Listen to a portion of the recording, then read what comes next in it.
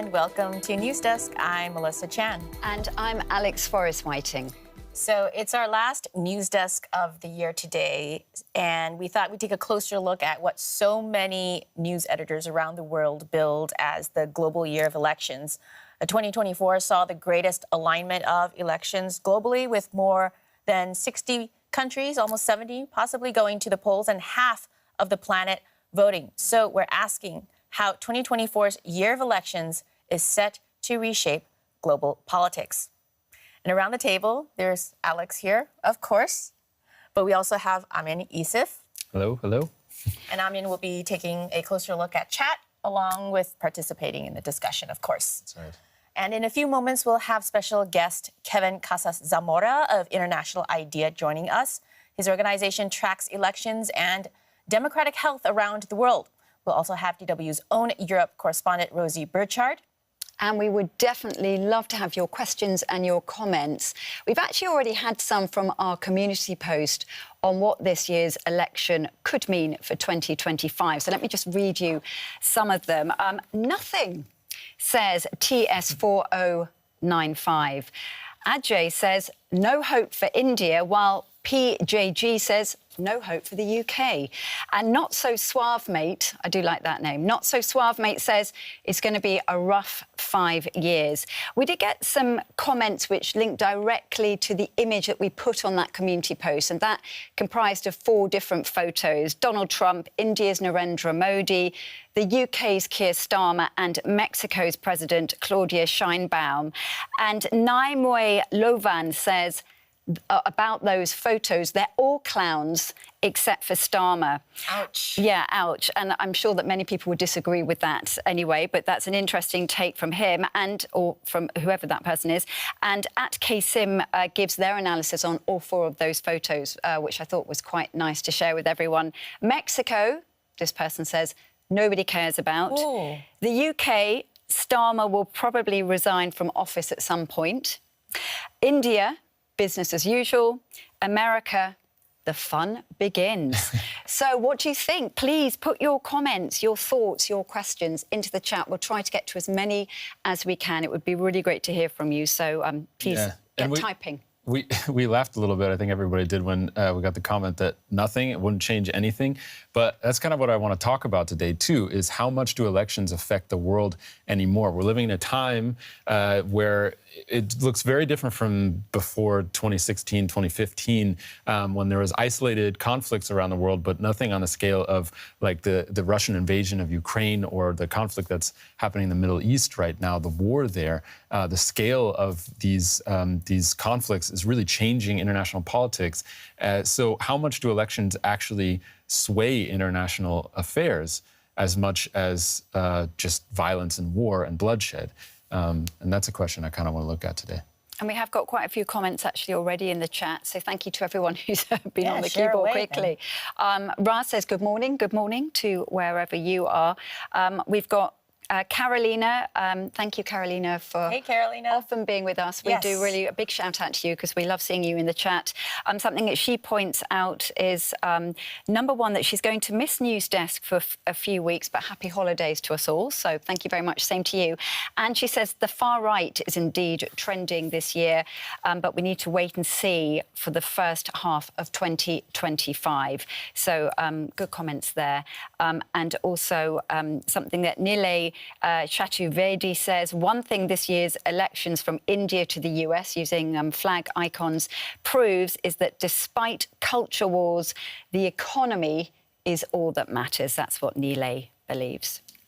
Yeah, I mean, and, you know, ahead of our discussion, we were wondering to what extent we would want to avoid talking about Trump and the U.S. election. It hovers over everything in terms of its potential impact. So I guess in some ways we'll let you guys decide how much you want us to talk about the U.S. election. It can easily sort of take over the entire conversation if we do too much of that. Now, we're pivoting a little bit away from the elections just for a moment because, I mean, usually we run a poll. That's but this right. time... Yeah, you might notice that it's missing in the chat right now. Usually you can vote on something to really get the conversation started, but we wanted to do something a little bit different this time. We decided that since we're not going to be here until the new year, we're taking a short break, and we'll be back in 2025. But we instead want to ask what our viewers want to know in the new year. So what are the topics that we should talk about on News Desk? So if everybody can just put in their recommendation for something to talk about, new topics for the new year, would be much appreciated. We already have somebody saying we should focus more on climate change, which is interesting. I think for a huge subset of our viewers, maybe not the majority, but a lot of people, climate change is a huge issue that really, it was overshadowed this year with the re-election of Trump. Yeah. Once again with the war in Ukraine, things like this that weren't there before. Before last year, climate change was really in the forefront of a lot of people's concerns, and so maybe we should get back to that. Yeah, absolutely. And actually, I'm going to throw a question out to everyone in chat. Considering climate change, would you be interested in a full discussion on nuclear energy? Very controversial in Germany. Very controversial. I really wanted to do this personally, but I'd be very curious if that's something that you guys and gals out there are interested in. So with that, if you're just joining us, reminder of the topic, how 2024's year of elections is set to reshape global politics. And we're going to dive straight into this by bringing in our special guest today, Kevin Casas Zamora of International Idea. Thank you so much for joining us, Kevin, to News Desk. And I think the best way to start is if you can introduce yourself and your organization a little bit to everyone. Sure. Well, thanks so much for having me, Melissa. I'm Kevin Casas Zamora. I'm the Secretary General of International IDEA, and IDEA stands for International Institute for Democracy and Electoral Assistance. It's an intergovernmental organization with 35 member states from all over the world, from all regions, that works to support democracy globally. And a lot of our work is directly connected to elections and to what has happened in the course of this year. So what did happen over the course of this year? Can you walk us through some of the takeaways? And while you're walking us through, I know I'm in your computer that we can share the screen on, has your website's sort of interactive on the super cycle of elections on, if you want to show anything or mention anything, Amin can pull that up. Sure. I'll give you a few highlights and a few reflections on the whole thing. Obviously, it's a very complex story, but the general reflection that I would make about the whole thing is that 1 year ago, before the onset of the election cycle, I would often get the question about whether 2024 was going to be a make or break year for democracy. Well, that's not the way the world works. Generally speaking, the elections that we've seen in the course of this year largely reflect the pre-existing trends, the trends that were there before the onset of the election cycle. And this means that inevitably we have to say all the evidence points towards a decrease in the quality, an erosion in the quality of democracies around the world. That, of course, manifests itself in different ways in different places. But what we have seen is largely a continuation of that. I can give you, a few highlights in terms of the trends that we've seen. Mm-hmm. There has been, for example, and this is documented in the resources that are available for all of you to check out, and I hope you do. A few of the trends. I mean, electoral participation, for example, in the course of the year has gone slightly up, the latest figures that we have based upon 73 out of the 74 national elections that were scheduled for this year. There's only one left at this point. The participation levels are around 61% on average. 61% of registered voters did turn up. This is a slight uptick in terms of participation levels. It doesn't change the fact, though, that if you broaden the lens and if you take into account a longer period, if you go back, say, 15 years, participation levels have dropped significantly. Over the past 15 years, participation levels have gone down, by about 10% on average. So, I mean, and of course there are fluctuations in that process, but the secular trend is very much towards a decrease in electoral participation, number one. Number two, this hasn't been a very good year for women's representation. And this is important because the share of women's representation in parliament had been going up very quickly over the past couple of decades. Now what we are seeing this year is mostly a stagnation. When we look at the share of the seats occupied by women in parliaments around the world, it actually went down by 1%. If you consider the number of female heads of state or government that were elected this year, it went up by 1. So it's mostly stagnation. We can have a long conversation about why this is happening, but it rings, it raises some important questions about whether this backlash that we're seeing in so many places against the expansion of women's rights is starting to manifest itself politically.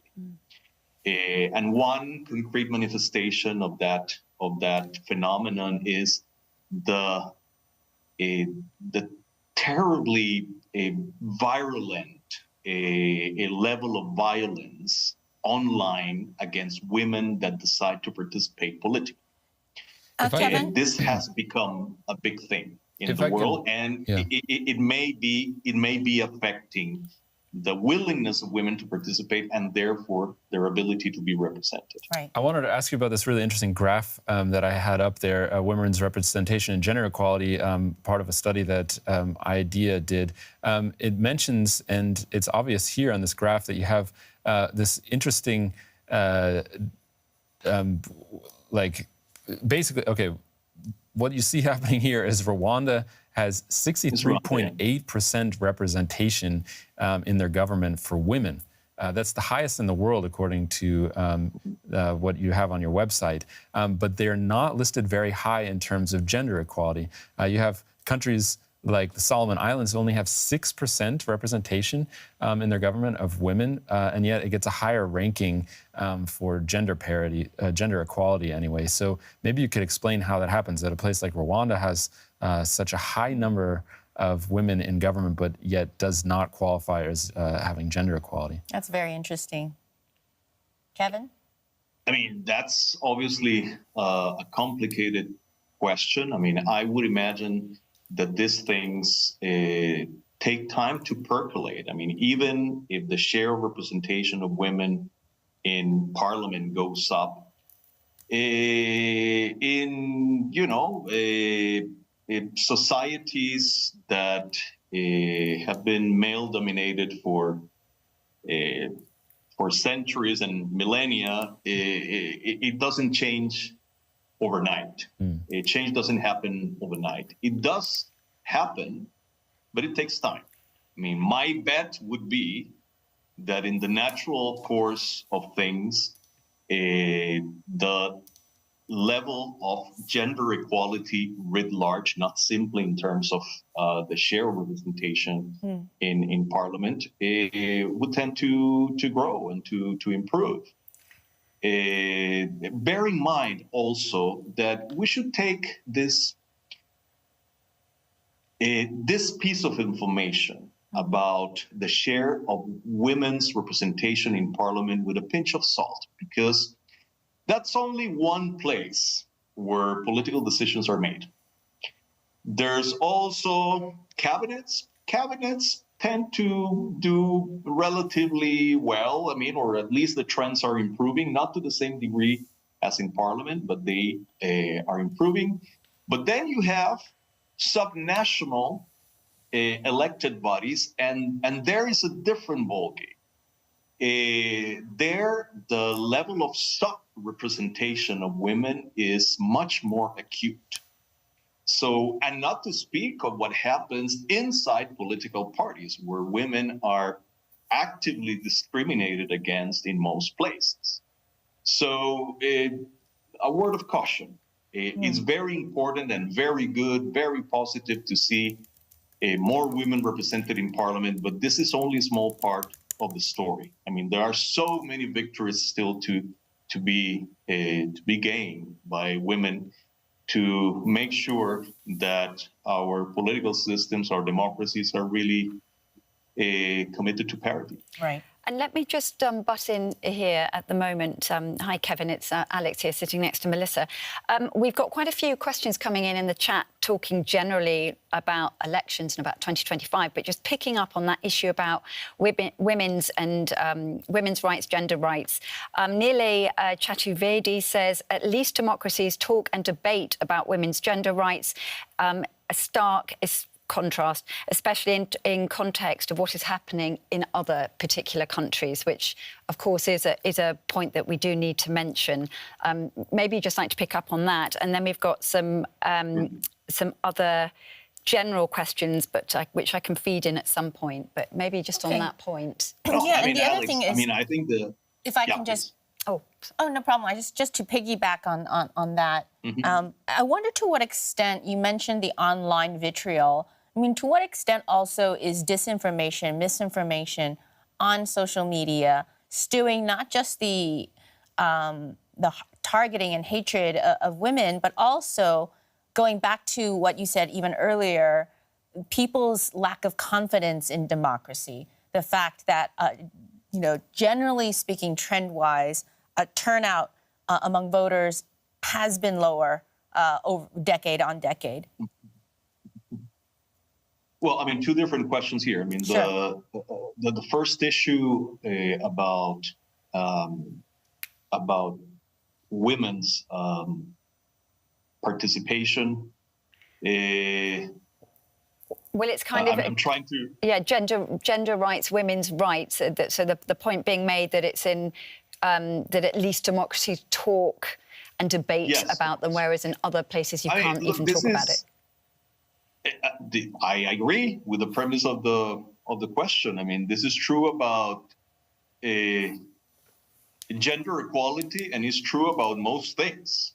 One of the ways in which democracy exercises one of its greatest virtues, which is the ability to self-correct, is through the free flow of information and adding voices to the collective discussion.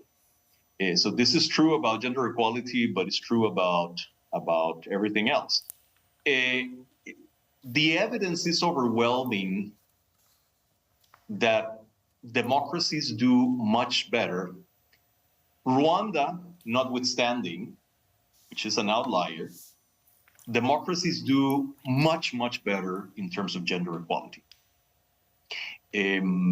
This is, I remember a couple of years ago in one of our global reports, we had a piece of information that I'm quoting here, off the top of my head. You can check it out, but that regimes classified as democracies did significantly better. That actually, in terms of gender equality, there were only 3% of regimes classified as autocracies or authoritarian systems that did reasonably well when it came to gender equality. The proportion for democracies was far, far, far higher. And that had I remember using this argument back in the day, but it's true still today. If you care about, for example, the 2030 agenda, the Sustainable Development Goals, the achievement of those goals runs through the achievement of gender equality. Hence, democracy in the long run is much better for the achievement of Sustainable Development Goals. So the evidence in that sense is truly overwhelming. The question of on disinformation. Mm-hmm. I mean, look, there are so many aspects to this, Melissa, because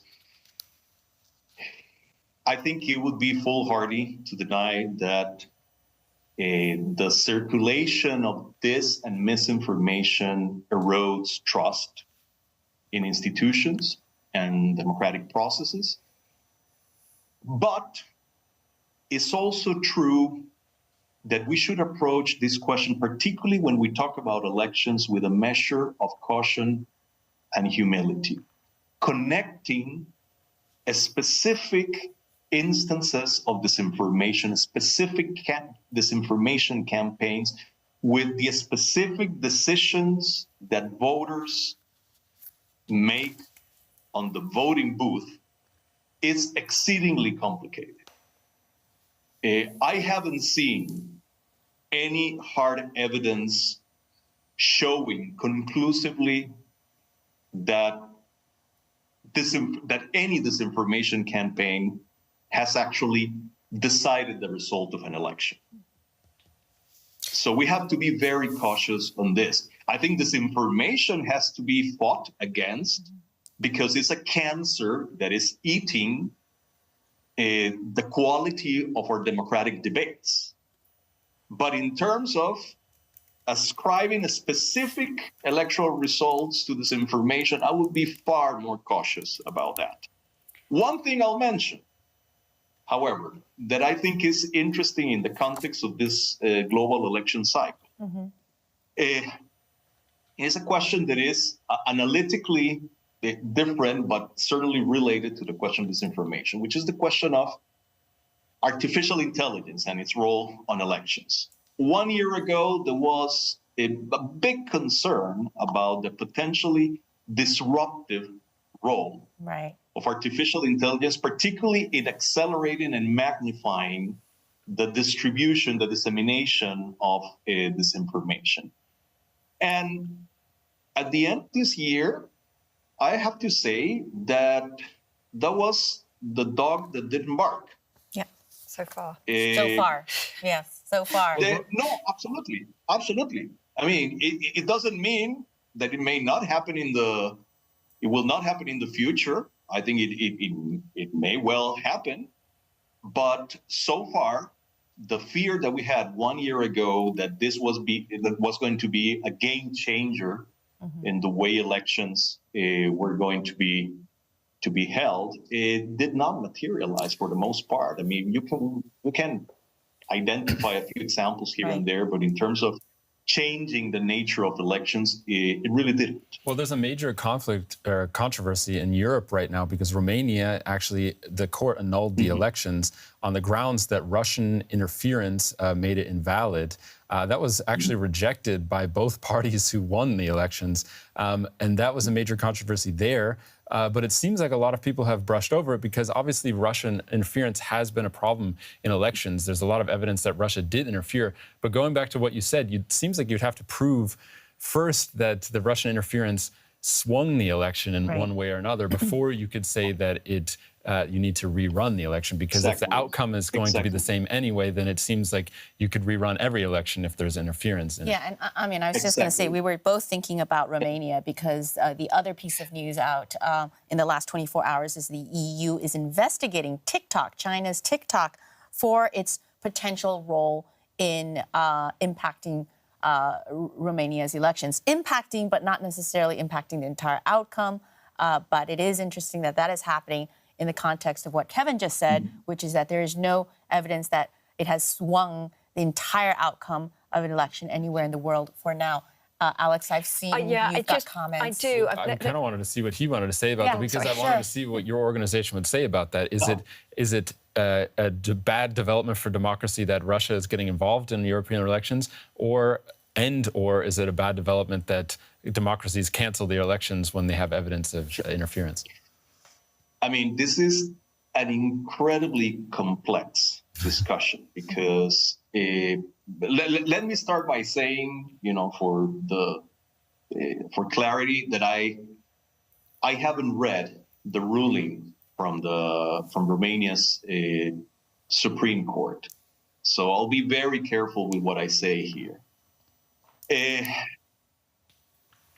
One would hope that if such a heavy-handed decision is made, because annulling a presidential election is a momentous decision, that there is conclusive evidence pointing towards a causal link between a specific disinformation efforts made by, in this case, Russia or wherever that might be, and the result of the election that is being canceled.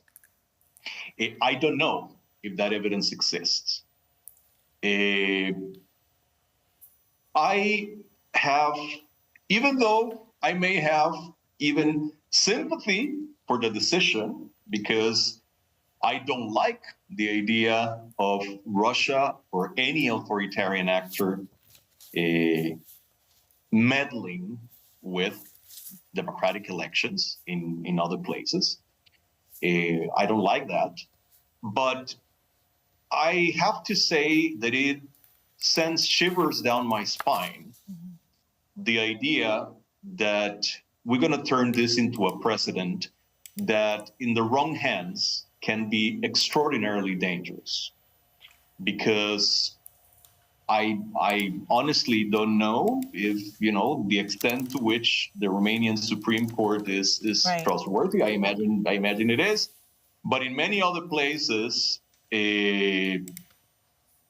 judiciaries and Supreme Courts might not be trustworthy. And if we make this into a precedent that by invoking disinformation efforts presumably set in motion by a foreign actor, you can simply cancel an election result, I'm not sure that would be a very good idea for anybody. Right. So at the very least, this has to be examined very carefully, because I see a lot of exuberance, on many quarters saying, oh, well, this is the way democracies need to defend electoral integrity in the digital age. Be careful what you wish for.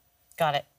Alex, there are loads of comments, but I just need to go back a bit quickly, because some good comments about the whole issue of women's rights and gender equality. Navdeep Godara says, views on India recently passing a law about 33% reservations of women in legislative assemblies and parliament. So obviously that's what he's saying is that's just been passed, and asking, should this be the norm for developing societies? And also on the issue of women, this is from Caden Tan, would Trump coming into power in the US mean that women's representation backslides in the US? So two very different questions there, one on India and one on the US and Trump. And so that, I do want to can we just hold that? We've talked a little bit about Trump, but I do know that You want to talk about that later? Talk about that a little bit later. It was more just the issue of women's rights that we were talking about, and their involvement just seems an important point to bring that up. But I will hold that. We'll hold that thought. Then I'll come back to that.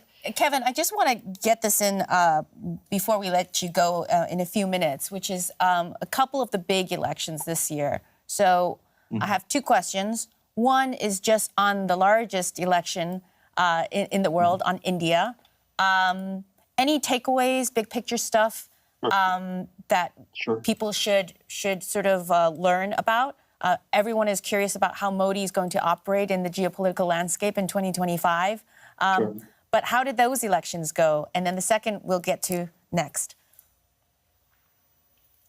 Look, generally speaking, I would say without hesitation that the election in India was one piece of good news that we got this year when it comes to elections and to democracy writ large.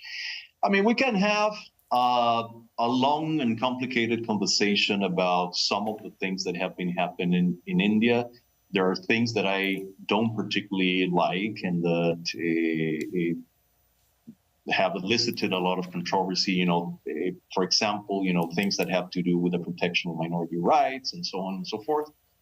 But I have the strong impression, Melissa, that what happened with the election in India, namely that the opposition pulled its act together and mounted a credible challenge to the BJP and Modi's government. The fact that the judiciary in India, in many cases, protected the right of opposition leaders to participate in the campaign. The fact that the electoral authority, for the most part, went unperturbed about the extremely complex task of organizing the election in India. The fact that all the political actors accepted the result immediately without questioning anything in the process. I mean, quite frankly, all of this suggests that the state of democracy in India is better than many people thought before the election. So I'll take it as a win. You'll take it as a win. I mean, and here it is very important to understand something about elections and democracy these days. To me, the crucial test for a democracy these days is whether it is possible to create political change through the ballot box. That's what separates a country like India from a country like Venezuela, where that's not possible. So this is crucial. I mean, in this very complicated environment in which we don't really know when a backsliding democracy crosses the Rubicon and becomes something else, it all happens in a gray area. To me, I mean, I will propose that we adopt a very simple rule. If elections are able to generate political change, that should count as a win for democracy. When elections are not able to do that, then the country has become something else. Well, then the second question is, given your research background is in Latin America, I did want you to talk a little bit about Mexico. Claudia Sheinbaum, the first woman and of Jewish descent to lead the country, that's progress.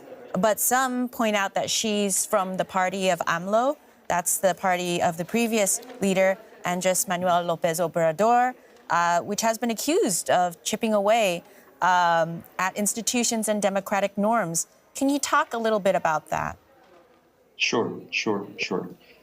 Well, I was in Mexico for the election, and it was a truly fascinating experience, and a somewhat surprising result. This really bucked in a big way the trend that we've seen in other places whereby incumbents have been punished left and right, you know, in all sorts of places. Not in Mexico. In Mexico, the same party, the incumbent party, got reelected by a really thumping margin.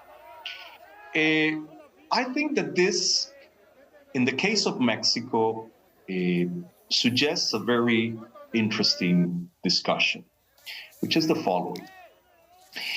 In the days before the election, when I was in Mexico, you know, I met with many of my friends. I mean, people that have been strongly opposed to López Obrador for many years, and for legitimate reasons, out of concern in many cases that, as you mentioned, that he had been chipping away at some of the basic, you know, checks and balances and so on. And they would all tell me, oh, no. I mean, this election, you know, is going to be very, very close because people really care about democracy, and, you know, they will show up in numbers and vote for the opposition candidate. Well, no. I mean, in the end, the candidate from the incumbent party, the now President Sheinbaum, won by 30 points. Right. That suggests two things. Number one, that in many places we are seeing that there are elites that only talk among themselves and that repeat to each other the same stories and are completely disconnected from the reality of their countries. We see this in the US, we see this in Mexico, we see this in my own country, in Costa Rica. And that are failing to understand the attraction that some of these figures like López Obrador or Trump have for many voters, number one. And number two, it suggests that for most people, this notion that, you know, some elites go around demanding that people show up to defend democracy because that's what they are supposed to do, that doesn't do anything to defend democracy. I mean, that is an argument that takes a backseat before, in the face of, I mean, if the voters feel that some of the more material immediate concerns are being taken care of by the incumbent government, they will vote for that. Right. And they will not heed this message that, you know, they are expected to defend democracy because that's the important thing. I mean, for most people, it is not. And it requires a certain dose of humility to accept that. I mean, the first task, right, to defend democracy is to make sure that democracy caters and resolves the issues that people care about the most, that they deliver, and in particular, that they deliver fairness. Got it. Got it. Kevin, thank you so much for joining us. Kevin Casas Zamora of International IDEA. We really appreciate it. My pleasure. And just on that last point that he was just making there, that people can't be forced to vote to defend democracy, I found that quite interesting, because then I was thinking, what about those countries where you have to vote, where it is it's a law that you have to vote? Anyway, we didn't get onto that, but that was in my head thinking, that's interesting. That then happens in Australia, right? 10% Yeah, exactly. of the world lives in a country where that is the case, where you have to, you're legally required to vote. He's just saying that does not defend democracy. Yeah. So anyway, interesting point there. Yeah, I mean, in Australia, apparently they hold barbecues to get everyone to, so if they turn it into a little bit party. of a party, yes, on election day. because it's mandatory. If you're just joining us, a reminder of our topic, how 2024's year of elections is set to reshape global politics. We just spoke to the Secretary General of International IDEA, Kevin Casas Zamora, who gave us big picture stuff. In the chat, we have links to some of the findings from that organization on elections over the past year. And we're going to speak to DW's own Rosie Brichard very soon in Brussels. But I just wanted to have a quick pause and check in with both of you guys. Yeah. Any comments and thoughts that you guys have been seeing and any additional? Yes. Can I just say a hello to Divos, who's just joined with this lovely line, which basically says, "What's up, my peoples?" So, hi, it's great to have you, because you're also, along with Carolina, we always like to see you in the chat, and I see that lots of people are welcoming you back, so thank you for being with us, that's great. Lots of friendly banter going on in the chat anyway, and then some various specific questions about some of the issues that we were talking there, about Mexico, about the United States, also about India. So some of them we've already talked about, but there's, quite a lively conversation going on. Yeah, I think our top commenters need to start using a pronunciation guide when they comment so that we can know how to pronounce their names. I did want to come back to actually something that was on their IDEA's website, the idea of the disputed elections, which we talked a little bit about, the idea that we're looking at the health of democracies by looking at how many elections were disputed. But obviously, if you have an election like in Romania, where where the country's judiciary says that Russia was so involved in the election that we have to rerun it, that's a dispute of the election. But then protesting against the new election would also be a dispute of election. So just pointing out here that you can show my screen as well, that how many countries around the world, and it's broken down too into 13% of the elections that happened this year involved in a boycott by the opposition. That was the case in Bangladesh. Where you saw the election go forward, Sheikh Hasina won, and then people went out on the streets and had what a tantamount to a revolution, which is another way of getting your voice heard. 15% of the cases this year, losers rejected the outcome. 28% of the elections, there was protests afterwards. That was the highest number. Besides not disputed, and then instances of violence, which is obviously something that most people probably want to avoid after an election.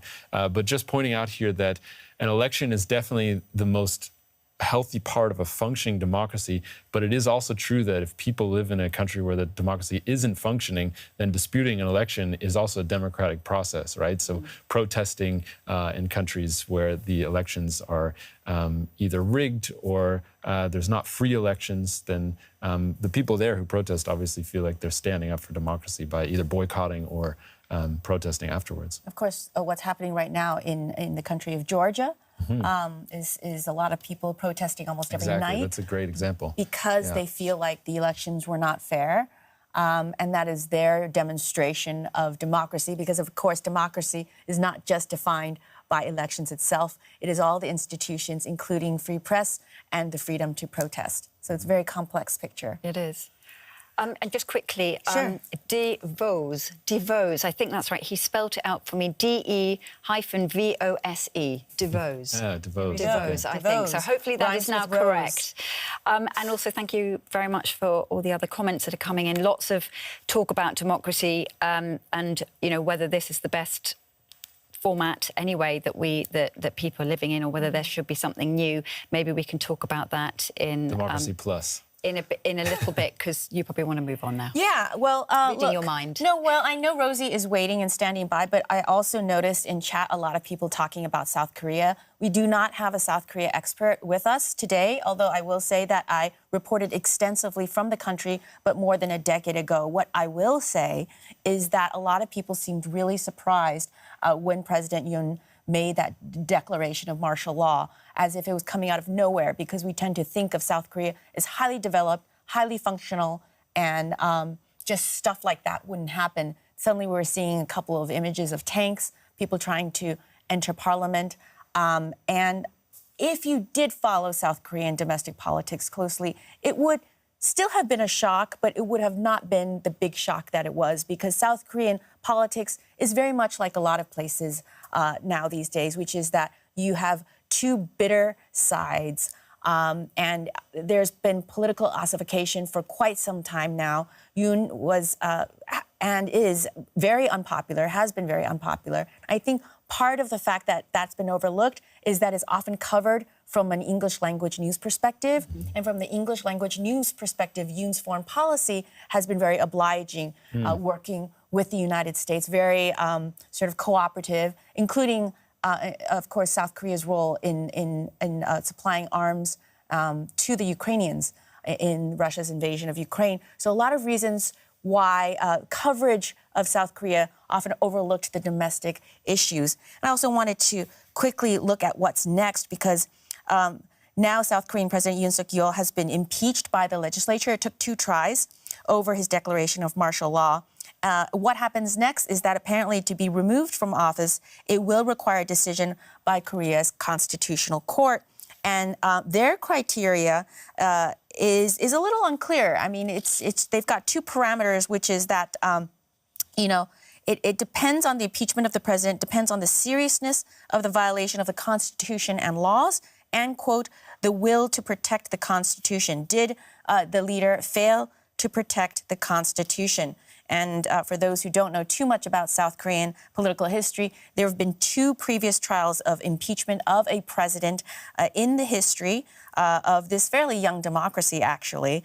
And so that is going to be the next step before we see the president potentially step down. So you said it's a very polarized country, and that's another that's another difference in democracies around the world. You have highly functioning democracies like in the U.S., but are extremely polarized. So a lot of things don't feel democratic.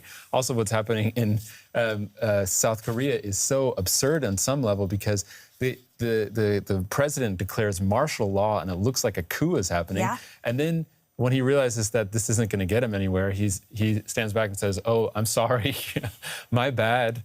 Please don't impeach me." And then you see that there is this democratic process. And what's really happening there is you have just an extremely polarized society. And a lot of people in Germany now, with the government crisis, it's just a no confidence vote against Olaf Scholz, the chancellor, and there's going to be a election that's been pulled ahead to February now. So the German government is in crisis. Most Germans look at me straight face and say, like, Germany's just as polarized as the U.S. now. But it's that I have to laugh as an American, because if you still have, the reason it collapses is because you had Green Party that were governing along with the Social Democrats and the free market liberals, which would never happen in the U.S. You don't have multiple parties that could sit together and come up with like a doctrine or a policy or anything. It just wouldn't happen in the U.S. Not now, anyway. Yeah, totally. Okay, so on that note, Rosie's been very patient, so I'm going to bring her in. Rosie Burchard of DW in Brussels. Thanks for joining us.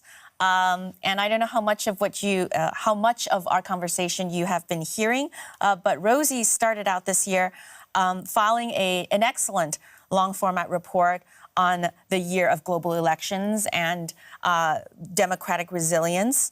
And actually, if someone can drop a link to that in chat, that would be amazing. You guys should still check it out.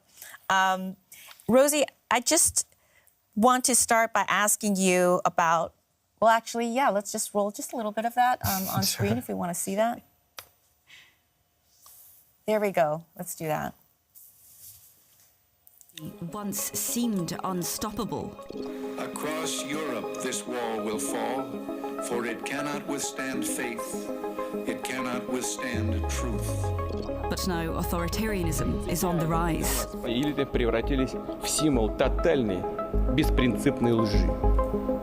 And even in places where people choose their leaders through the hard-won right to vote, many seem drawn toward candidates with dubious democratic credentials. He says, "You're not going to be a dictator, are you?" I said, no, other than day one. L'immigration doit cesser. In 2024, democracy will be tested like never before. Pretty much half of the population of the world is voting in one form of election or another this year. It's the biggest electoral exercise in history, with pivotal votes in major powers. Yeah, so sorry about that. I wasn't sure if we were going to actually roll on it or roll on it without the Go sound. with the flow. Go with the flow. And it is now in the chat for people who want to watch it in full later. Okay, so then 1 year on, Rosie. What are your general thoughts on how the year has gone? And then we'll move a little bit into the Europe stuff. Well, what I think was really interesting is just to be reminded that was a preview which we published very early in the year. So it was looking ahead. And there were some things which we could have more or less predicted. So we looked at what we expected to happen in Mexico, that there would be this new woman president that has come to pass. In India, that we would expect Narendra Modi to continue as prime minister. That has been the case. We also looked at South Africa, which this year is 30 years since it had a real democracy there. So we spoke to our correspondent whose grandmother had, when there was a first election, never had the right to vote as a Black South African woman. And that really stayed with me. And just how it kind of reminded me just how important democracy can be. But there were some real curveballs which came out this year. Most notably, I mean, let's not forget when I published this, Joe Biden was expected to be contending the election against Donald Trump. When it comes to the European elections, we also had a big surprise because we were not expecting elections, parliamentary elections in France. Those were held on a snap basis, and they certainly have given us lots to talk about here on the Europe Beat. Yeah, well, let's just stick with that. France. Explain what happened there, and how is Macron still president? Okay, so first thing to know is that France has a presidential system which is unique insofar as it has a president, Emmanuel Macron, and a parliament. So it has a government which is kind of a separate institution. Now, President Emmanuel Macron is elected as himself. He won his election a few years ago, and his term runs until 2027. So on paper, he's not threatened. He decided, off the back of European Parliament elections, where the far right surged, to kind of try and call voters' bluff and say, okay, if you really want the far right, let me really put it to the polls. So he called snap parliamentary elections for France's parliament, its National Assembly. And those are 2-round elections. So in the first round, the far right surged again, came out quite high. But then the kind of parliamentary system there is set up to make it clearer and to avoid necessarily a big fragmentation. So what happened is that in round 2, all the parties who are against the far right clubbed together and said, let's build a barrage. And some candidates decided to withdraw themselves from the race in order to try and keep the far right out of power. And what happened is that the centre to far left alliance came out on top, but not high enough to secure a majority. And in fact, in leading to really kind of uncharted territory for France, no one has a majority in the parliament. There is a hung parliament. And what that's led to is a new prime minister being named, swiftly being toppled. You may recall him. His name is Michel Barnier. Now France has another new prime minister again. But the situation still remains one largely of kind of political paralysis because the parliament is so divided, and there can be no new legislative elections in France until next year because of the country's constitution. So the new prime minister has a big job to do to try and get any legislation passed. And all of this is actually because, part of our discussion is looking ahead into 2025. This puts France in a position where it's not really fully engaged geopolitically, right? I mean, they're so focused on the domestic and just sorting this problem out. Are they even going to be able to deal with some of the foreign policy issues that I think such a major country within the European Union should be engaged in? Well, foreign policy, when it comes to going out to summits, there's a reason why you might know Emmanuel Macron much more than you would know France's new prime minister. And that's because the president is responsible for those foreign policy decisions, things like supporting Ukraine, things like engaging in the Middle East. And the fact that he will stay in power means that there will likely be a continuity on France's foreign policy. But what it does mean is that Macron is distracted by what's going on at home. And it also means that when other leaders look at him, look across the room in those big political summits that we've all seen, they may see a much weaker leader politically. And that may also lessen France's weight, the kind of geopolitical weight that it can bring to the table. I've got a question here from Navdeep Godara, who is asking, now this isn't specifically about France, but it is general about the EU.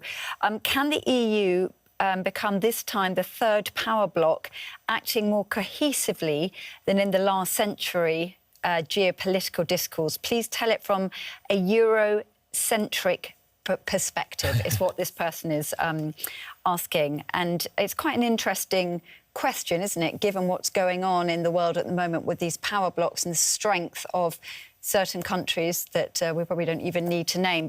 But what is your view on that for Navdeep, Rosie? So, I mean, I think what it brings up is this dilemma that you have overall when you look at democracies, because the fact is that if you have a very well-functioning democracy and institutions laid out, that can mean to chopping and changing positions. It can lead to disagreements. It can mean that laws take a while to pass. It can mean that you have protests in the street while you're trying to get things done. Of course, if you're an autocracy, you can just make a change overnight. You know, you can say, look, we're going to change all our laws, or we're going to decide to vote an entirely different way in an international perspective. And what happens in the European Union is it's democracy writ large, because you have 27 individual democracies working together in a democratic formation. And where it really, you see the kind of weight that brings, or kind of can drag it back in terms of efficiency, depending on how you look at it, is the fact that on foreign policy issues, so when it comes to dealing with China, when it comes to sanctioning Russia, you need unanimous decision-making.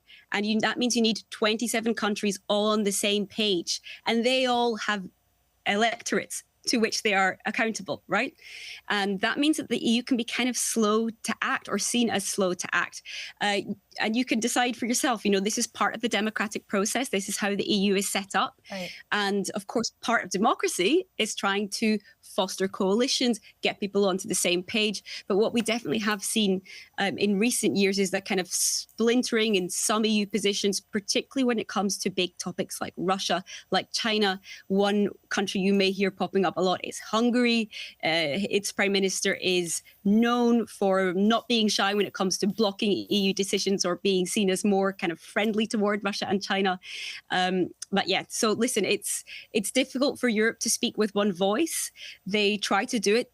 As we speak, EU leaders are filing into talks in Brussels to try and get on the same page, for example, with what shall they do with regards to ties with the new leadership in Syria?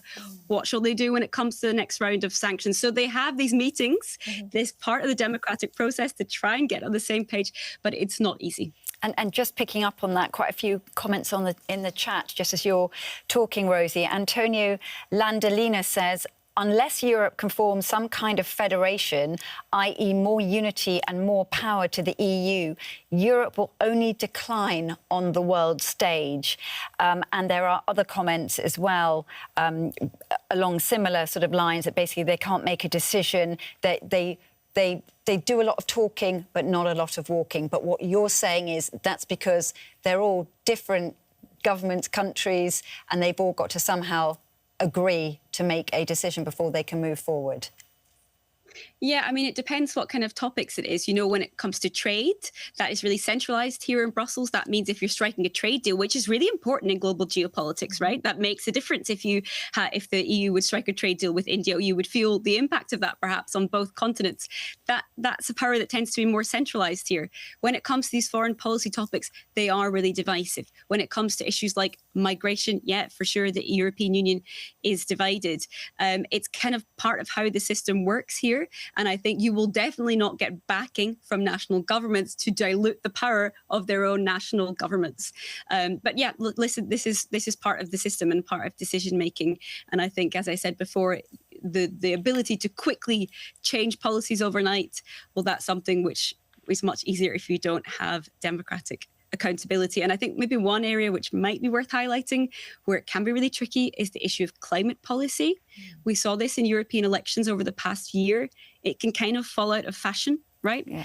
And if you're accountable to voters who suddenly are not really interested in green policies, what we've seen in the European Union is that some of the big laws were already in place. The EU styles itself as a kind of climate leader, but if voters suddenly don't want to hear about it, they've had to kind of repackage and rebrand the laws. Now you hear a lot of things on like clean technology, industrial act, rather than framing it as Green Deal or green technology, which is what we would have seen 5 years ago when that was much more in vogue and in voters' minds.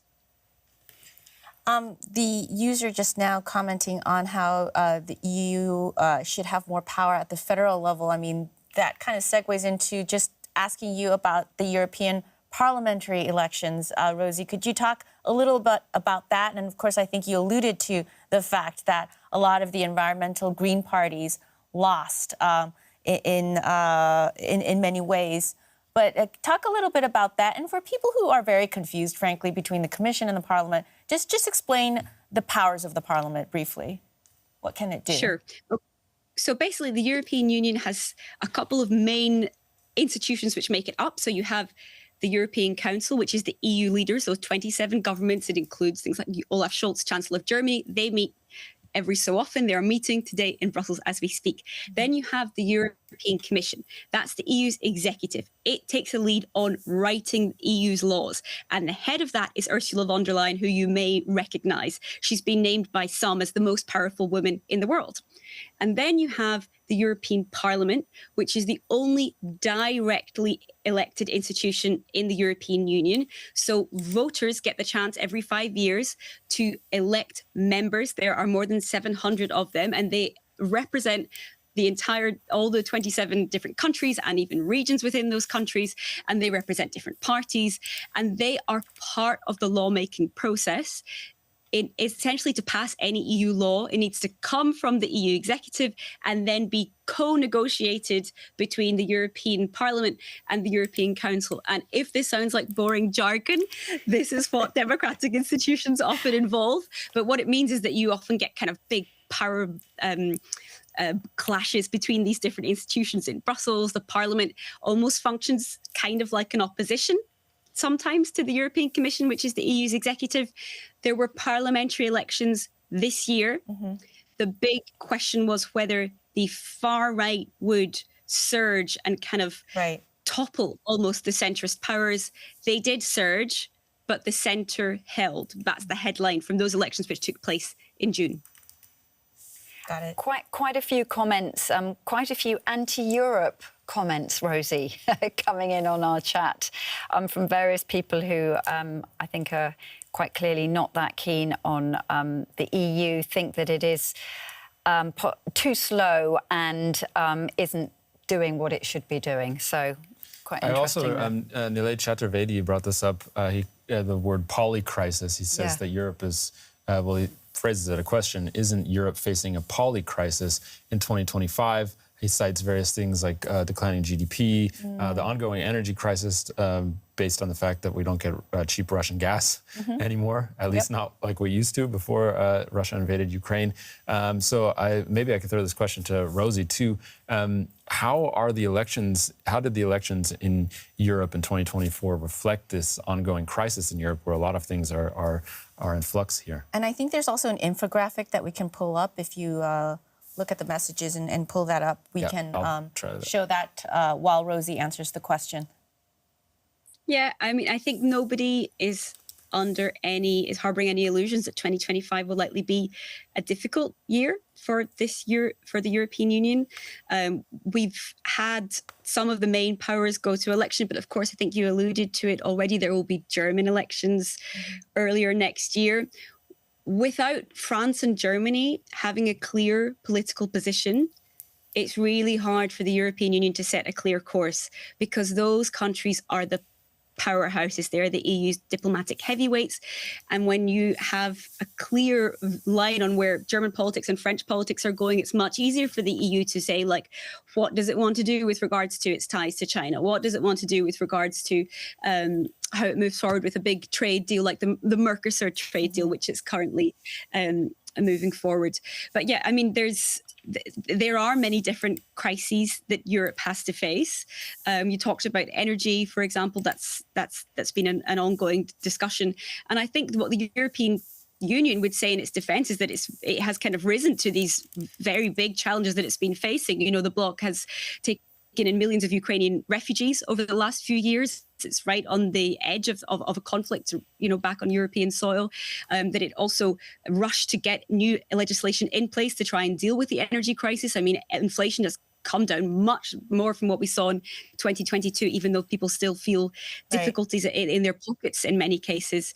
And I think for the next European mandate, let's say, a lot of the challenges might be unforeseen because, frankly, the last time they did not expect they were going to have to deal with a pandemic and a war and then an energy crisis. Absolutely. Rosie, I know this is another election you've reported closely on from Europe. That is Moldova, small country. So if you're a viewer tuning in from India, it might not feel very important. But this was an election that also did involve a foreign influence and Russia-backed meddling. Rosie, can you tell us a little bit more about that? How serious was it? We were talking early at the start of News Desk about how there might be some influence, but in terms of actually influencing the outcome of elections, that's another thing altogether. What's your take on what happened in Moldova? So I was in Moldova during the presidential elections which took place. And just to kind of put it on a map for you, so it's wedged between Romania and Ukraine, and it once was part of the Soviet Union. So even though it's a small country, it's seen as very geopolitically important and a kind of almost like a geopolitical battleground between different powers that want to have influence. But it's also a kind of, you can see a very divided country. Because there are people who want to see Moldova move forward as no longer considered this former Soviet state, but as an aspirant European Union member. So Moldova is not part of the European Union, but it is officially on a path toward joining that. Now, aside from the presidential election, there was also a referendum on enshrining Moldova's EU dreams in its constitution. And that passed really just passed, only a slight margin. And I think that was a big shock to observers and to some there, which also made them think that there has been foreign interference. And it's not just a suspicion. I spoke to experts on the ground who were basically showing me deep fake videos, for example, where the pro-EU, pro-Western president was shown to be saying that Moldova will be the next Ukraine and that she is just listening to whatever the US tells her, just, AI-generated fake videos, but also chatbots, so using Telegram accounts to pay people to post anti-government content online, which were then proven to be linked to banks in Russia. So, I mean, this is not just a suspicion here. This is something which Moldovans felt very keenly. And the country is divided between Romanian speakers and Russian speakers, and there's also a Turkic language. So even for a small place, it's full of divisions which play out in democracy as well. I have a map of Moldova that we could show that shows how it's geographically located between Romania and Ukraine.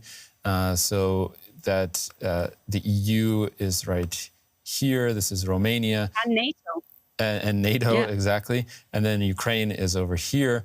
If you zoom out, you can see Russia is actually not so close to Moldova, but there's this breakaway province right here on the edge between Ukraine and Moldova, where Russian troops are actually stationed because this area of Moldova is Transnistria, right? So imagine having an election where you have Russian troops who are having a war with Ukraine and NATO on this side, and you're stuck here and you're trying to have a free and fair election. We actually have a question about this. We have a very intelligent chat today. Nile Chativerdi says, if Ukraine falls, wouldn't Moldova, courtesy of Transnistria, become another battleground? That's what he is asking. And looking from that map, it's a high possibility. Rosie, can you answer that? So there is no doubt that Moldovans, if you speak to some of them who feel supportive of Ukraine, they feel that Ukraine is also fighting a fight for their future. As you will hear in many parts of the European Union, particularly in those countries which feel more exposed. I'm thinking about the Baltic states, about Poland. And there's no doubt that Moldova, as a country which shares a big border with Ukraine, especially in the early days of the war, there were big concerns about its integrity, its safety. Now, I was at the border between Moldova and Ukraine. It's very quiet these days. Those fears have somewhat abated in terms of the day-to-day life. And I think the government is also trying to stress that while they see Ukraine fighting an existential war against Russian invasion, that they are, the government in Moldova is really trying to focus on like economic development, on joining the EU, on trying to improve its relations with other Western countries. And Moldova also has the distinction of being one of the poorest countries in Europe. So they have felt the fallout of that war in Ukraine definitely in their pockets as well, in terms of inflation and in terms of how it feels just in day-to-day life. But yeah, in terms of the actual security question, I think the government are trying to not to stress that at the moment. And in terms of Transnistria, this is this breakaway region where there are Russian troops. They call themselves Russian peacekeepers. People who are in that region you cannot vote in that region. So basically Moldova has to think of how to have that democratic institutions which can reflect everyone without recognizing a territory that it does not recognize. So people had to leave Transnistria to go to regions nearby. And it just made me think of, how difficult running a democracy can really be. Also, we saw images of India and people going into tiny mountain villages with ballot boxes so people can vote. And yeah, it's not an easy thing to organize an election, particularly if you have a disputed territory.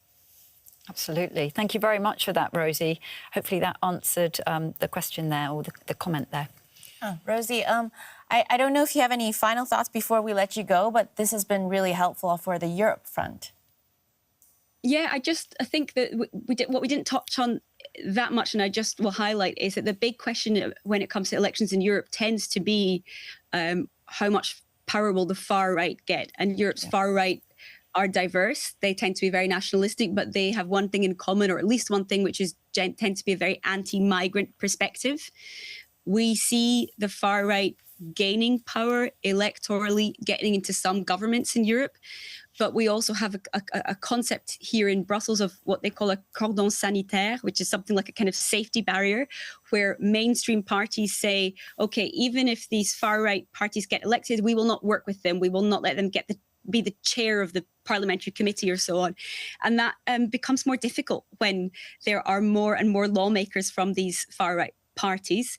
And I think so the question which I would think is kind of moving forward is, will the far right in future manage to make themselves in Europe less toxic and more mainstream? We've seen the National Rally in France on a long-term mission to do that, to get from the fringes into the mainstream. And even if they don't manage to do that party politically, will their policies, will we see them creep into mainstream parties' policies? And I think that's been the case to some extent when it comes to centre-right parties trying to grab votes back from the far right by having more restrictive policies, for example, on migration. So I think that's a kind of trend that I would expect to continue running into the next year. Definitely not a Europe trend, but a global trend on that in terms of the rise of the far right and how the centre rights. I was just thinking about Germany being another example of that, exactly. Yeah, absolutely. Well, Rosie, thank you so much for joining us. We're really grateful that you could. And Rosie, some comments in the chat just to share with you. Certain people saying thank you very much, including Carolina, Filion. Thanks for great commentary, Rosie. I live in Ireland. A lot of jigsaw pieces fell into place. So there we go. Thank you very much. Great to have you with us. Yeah, and we didn't touch on the Irish elections, but that's a kind of centre-hold story as well. There's no far-right parliamentary force there, but there is a far-left one. So let's leave it for another day and let our users do their own research. 27 countries with all sorts of different parliamentary forces here and party political ones. I'll leave you to it, guys. Thanks for having me. And thanks for bearing with my nerdy discussions on EU decision-making. We love it. We love it. We're all nerdy. Yeah, we learn a lot. We like to learn. Great. All right. Well, that's very interesting. Any more comments and questions? I mean, there are so many comments. You probably want to get on to some of the ideas that have been posted. You want to make a comment? Well, just quickly, what I think is interesting from the chat, I mean, there's so much going on, but two points that sort of jump out at me just generally about democracy itself, something that we keep talking about. Nilay Chaturvedi, I've mentioned him a few times, has said, didn't democracies prove once again in 2024 that they are the only resilient method to achieve economic growth? 4 out of 5 top 5 economies globally are democracies, ? And then Antonio Landolini, who I've also mentioned, perhaps we are starting to realise that democracy does not work in our current situation. Of course, autocracy and fascism are not the answer either, so perhaps it's time for something new, he says. Which something we won't be able to discuss now, but interesting points that are being made there. Very smart conversations happening in chat this afternoon here. I've been really enjoying it when I've had the chance to look. Yeah, let's address the elephant in the room, because at the beginning you said, how much should we talk about the U.S.? Yes. We haven't mentioned the T word yet. No, Donald Trump. I tried to steer us away from that for a while. You saw that. I was like, hold that thought. What could be more interesting? I mean, earlier our guest said that if you can create change at the ballot box, then it's a strong democracy. Some people might challenge his definition. Others might like his definition on this basis, that what did the U.S. do but reverse, once again, the direction of their government. So Donald Trump is definitely going to change things when he gets into office. It's going to be inaugurated on January 20th. That's really going to kick off 2025. A lot of the things that he's mentioned that he's going to do in his first days have startled some people around the world. Proposing massive tariffs on big trading partners, not just China, but also Mexico and Canada, which confused some people. He's been very hard line on this idea that he wants to bring industry back to the U.S., which a lot of economists are warning against. There's also the war in Ukraine, which has been going on for several years now. Even Ukrainians are wondering where it's going. Russia is slowly taking territory. Still hundreds of Ukrainians are dying weekly, according to the latest figures. We've had months in 2024 that were some of the deadliest months of the entire war, even though it's not in the headlines anymore, because people are kind of getting tired of hearing about it in the West, who are shipping a lot of weapons there. And Donald Trump has said, I'm going to end, he's made this claim, I'm going to end that conflict in 24 hours. So that is actually, in a weird way, given a lot of Ukrainians hope that maybe what he means is that he's going to get Russia to capitulate within 24 hours. But I think a lot of NATO countries don't see it that way, given how critical Trump has been of Ukraine, Zelensky, NATO, and things like that. He's certainly unpredictable. Some of the cabinet members and choices at the deputy level as well are people that are quite hawkish on Russia, that have been very supportive of Ukraine. So I can see how some people in Ukraine are hoping that maybe things will work out okay for them under the new leadership. Just very hard to predict on Trump.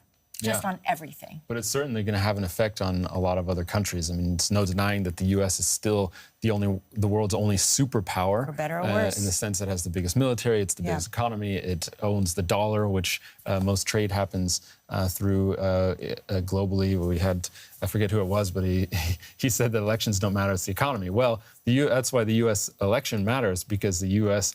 Can really determine the direction of the global economy, so it affects everybody. Most of whom don't have a vote. I do, as an American living in Germany. I can't vote in German elections. I can still just vote in U.S. elections, which is kind of funny. But yeah, that is, it is, in a lot of senses, a global election. So we're going to have to see what happens in 2025 now that Trump is back in office. I have a feeling that's at least going to be one discussion show for Newsdesk is something that Trump does and what happens as a result. Alex, I just didn't want to neglect the election of your country, the UK. So can we talk a little bit about that? If you have time, just I'm happy to. Time. I mean, all I was going to say was that they had an election this year. It was the first time in 14 years that the Conservative Party were kicked out and Labour got in, and they won a very large parliamentary majority, so it was absolutely huge. But having said that, the Labour Party, they still are not particularly popular, as in how it works in the UK, it's a first-past-the-post system. So that means you just got to get a simple win over the line and you've won these different seats. And Labour were very good at targeting those seats, won them, kicked out the Conservatives, who had been in power as, for example, the UK left the EU, various scandals that had gone on under various Conservative prime ministers, such as Boris Johnson, who sort of lost the faith of his party over issues like having parties in Downing Street during COVID, not necessarily that he did, but that people around him did. So Labour came in promising that they were going to, you know, get rid of all the mess, get rid of the scandals, bring in something new, and we're the breath of fresh air that the UK needs. Right. And it's not working out quite as well as I think they had been hoping. Which surprised me, to be honest. Yeah, I mean, it was so quickly how just... Their popularity has sunk. They have some of the issues that they faced are self-inflicted. For example, in the UK, you always have to have a gate when there is a political scandal or crisis to report on. So I talked about Partygate. This time, it's Freebiegate. And this is where the current Prime Minister Keir Starmer has been in trouble because it turned out that a very rich Labour Party donor had given a lot of money towards his wife's clothing. And then there were other issues that he got staff, other top Labour officials and politicians got stuff. So that upset people because they said, hang on, you're meant to be the people who are, you know, trying to bring us better standards in public life, and you're just as bad as the other ones. And they'd say, no, we're not, but, you know. And so it went on, and there have been various policies that have upset people, such as deciding to scrap this so-called winter fuel allowance for pensioners that was helping the elderly with those big utility bills, and they basically scrapped it apart from those who are the very poorest. So they've literally gone from issue to issue and crisis to crisis. And now I think actually the party is only, I don't even know if it's ahead of the Conservatives. It's really struggling. And then in the background... so surprising. And in the background, I've just got to mention this guy's name. Some of you will know him, Nigel Farage. Nigel Farage was a big sort of face and voice around Brexit, Brexit being when the UK left the EU. And he's great friends with Donald Trump. And Elon Musk. And he has his own party. It's now called the Reform Party. And he is now an MP, so he's a member of Parliament. That's the first time he won his seat after attempting many tries to get into Parliament. And that is a big thorn in the side for them because they know, and this is a problem with Labour, they are not best friends with the Republicans. They've always sort of sided with the Democrats.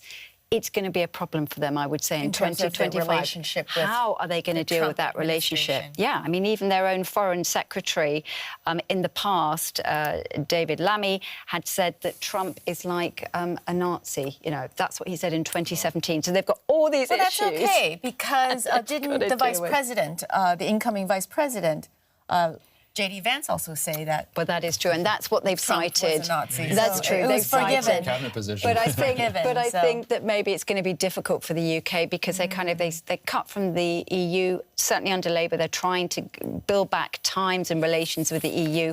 They've got this special relationship, very special, with the US. How's it going to work out? So I think it's an interesting country to watch for 2025. Two quick comments. Carolina says if we're going to discuss every country's elections, then we're going to be here for 24 hours. And then DeVos said 24-hour DW stream. Let's go. Let's go. Maybe that's going to be the performance art that we're going to do in 2025 is a 24-hour news desk. We'll have to take it up to management on that in terms of labor laws. I'm ready. But last thing before we go, I mean, there's been so much activity in chat, but any more suggestions for what we might do next year? Or... Yeah, 24-hour DW news stream. Okay, that one. So I'm going to get some rest over the holiday break, so I'm ready for that. So climate change was one of the early suggestions, nuclear energy, the population decline in the EU. I thought that was interesting, and that is on a lot of people's radars. Obviously, there's how do you pick the moment to talk about that? It might have to be a time when there's not another major crisis happening in the world, which might be a little bit difficult. The negotiations in the Ukraine, after Trump gets elected, people are very interested in whether or not that's going to happen and what that's going to look like. And of course, the German election. That's going to be happening in February. So DW would definitely be all over that. Definitely.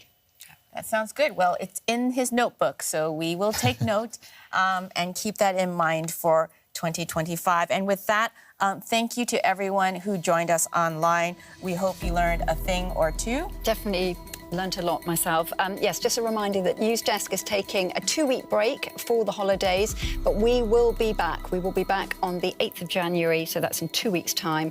Please do join us then if you can. It's been great having you. Thank you for all these comments. Absolutely wonderful and really, really thought-provoking, so thank you. Thank you, and see you in 2025. Bye-bye.